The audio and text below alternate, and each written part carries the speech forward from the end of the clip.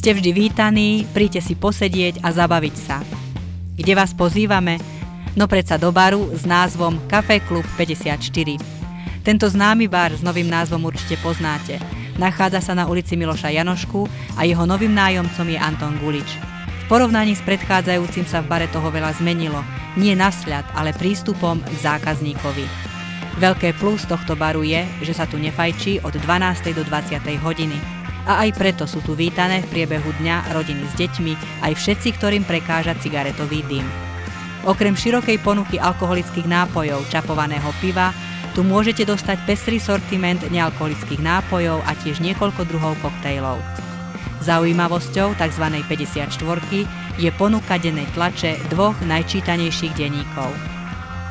Pri návšteve tohto baru sa budete cítiť ako vo svojej obývačke. Je tu príjemne teplo a sedenie v kreslách dodáva tú správnu atmosféru.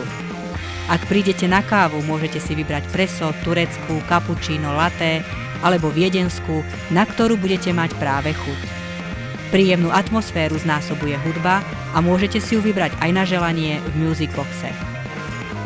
Výhodou tohto baru je tiež posedenie väčšej partie návštevníkov pri jednom stole a ak sa bude cítiť dobre a zotrvá dlhšie, môže využiť ďalšiu ponuku, a to stolové hry ako je šach, karty, človeče nehnevaj sa a iné. Ak príjmete pozvanie do baru Café Klub 54 a budete sa cítiť príjemne, odporúčajte toto zariadenie aj svojim hosťom, turistom počas vianočných sviatkov, dovolenky v Štrbe a ďalším svojim známym. Aktuálny nápojový lístok si môžete prečítať aj na www stránke. Bar je otvorený denne od 9. do 22.